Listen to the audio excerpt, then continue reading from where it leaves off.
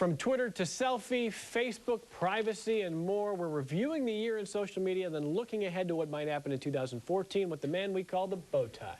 Mike Johansson is our social media expert and a lecturer at RIT, and you're smiling. Is that all right? Do you know that we call you the bow tie? No, I didn't know that, but I have a bow tie my daughter gave me for Christmas. So. How many bow ties do you own? You make it look cool. Only about a dozen. Only about a dozen? Yeah. Mike has always shown us fashion lessons as well as social media. Very interesting year. We're going to look ahead to 2014 in just a second. But what do you look back on as either the big signposts or trends from 2013? Probably the two that I would say the most. One is that the big social networks all tried to be like each other. You know, yeah, Facebook introduced hashtags. Twitter introduced photos in the stream and added the direct message where you can send photos as well to be a bit more like Instagram and Snapchat. You know, the big ones were trying to be like Snapchat, the little ones. And probably brevity, the ephemeral social media. Things like Vine, the 6-second video. Yeah. Snapchat, the photo that disappears in 10 seconds or less. Which shortly after it appeared on the scene, you were in here warning us about that. You still feel the same way about Snapchat? Oh, absolutely. In fact, secretly, about a week ago, they introduced a new feature that allows you to keep and replay Snapchats. So everything that you told us about how you think it's gone, you think you can do something quickly and then it's gone, might not be the case. Right. What about Vine? What do you think about Vine? Oh, I love it, actually. I think it's hard to imagine that a year ago I would have said a 6-second video could be entertaining, but these things loop, so you can see them several times in case you miss anything. And the creativity that goes into some of these things is incredible. Yeah, I guess that's the thing, is that people have found a way to be creative in 6 seconds. Yeah, yeah, including advertisers. We're going to get down to a 1-second attention span. That's sort of where we're going, isn't it? What do you make of the trend that these social media platforms are starting to look more like each other? Good thing or bad thing?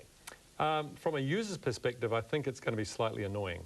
They're all trying to be all things to all people, and we all know that doesn't really work. Right. And I think one of my predictions, in fact, sort of segue into that, if you like, for 2014, is that Facebook may start to collapse under its own weight. It's trying to be too many things.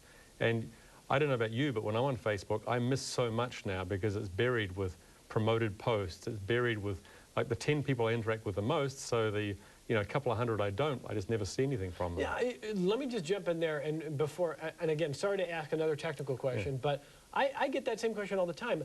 People will say, I haven't seen you for months on Facebook. I say, well, I've been there.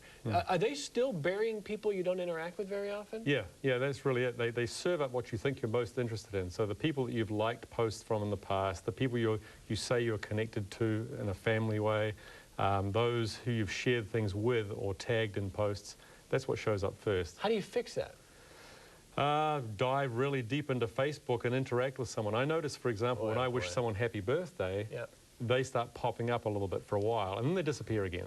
Isn't that interesting? Well, so in 2014, as powerful as Facebook has become, you really think they're starting to risk, are they inflaming people with privacy and other issues? Are those things going to actually matter? Because so far there doesn't seem to be that much of a consequence for them. No, and I think privacy is just one of the issues. I think as Winston Churchill said, the beginning of it's not the beginning of the end, it's maybe the end of the beginning, is the fact that young teens are running away in droves. And when the chief financial officer at Facebook admits that to investors and the stock drops, you know it's really happening for them to be willing to admit that publicly. But where do they go? Where are the young teens going? I think they're sort of spreading out. I mean, there's a few things like WhatsApp, WHATS, APP is becoming increasingly popular. Snapchat, as we've already mentioned. Instagram? Instagram. Those things that are sort of, they do one thing and do it quite well. Or two things and do them very well. That's the definition of Instagram, isn't it? Sure. Yeah, they do still photos and now video, and they do them very well. And you can even now with Instagram, to be a bit like Twitter, allows you to send photos or videos just to like a select group of followers. Okay. Any other predictions you'd like to highlight for 2014? Yeah, a lot more advertising on social media, unfortunately. The more people pay to get their posts promoted, the more you have to pay. And the more there are, the more you have to pay, and that just grows. It's like a snowball effect. But to your point about Facebook extrapolating that out, people don't like that, and eventually there has to be some kind of a backlash, doesn't there? Sure, sure, I think so. And I don't know whether comparing Facebook to the newspaper industry of 20 years ago is apropos, but that's what it sort of feels like. when the young people stop using something or paying attention to it, it's sort of the start of the slippery slope. Yeah, it's interesting.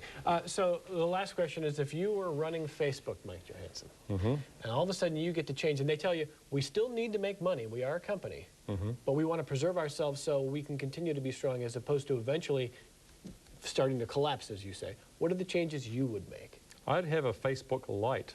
I'd give people the option of having a stripped-down Facebook that still serves up some promoted posts and some ads, but doesn't have all these things like places and all these other built-in apps that a lot of people just don't use. And gets to be such noise that it's hard to even really use anymore. Yeah, I don't want to listen to someone's music choices on Facebook. And that's just noise. That's just clutter. Yeah. That I would like him. Facebook, if you're listening, I don't know what Mike is getting paid, but I'm going to endorse him. Yeah. Well, thank you, Evan. Thank you for taking the time. It's always great. I know RIT is generous enough to loan you over to us for some mornings, so we appreciate that. And we'll see you again in 2014. We will. We appreciate that. Happy New Year. Mike Johansson, he's the best. 13 Web Entertainment is next.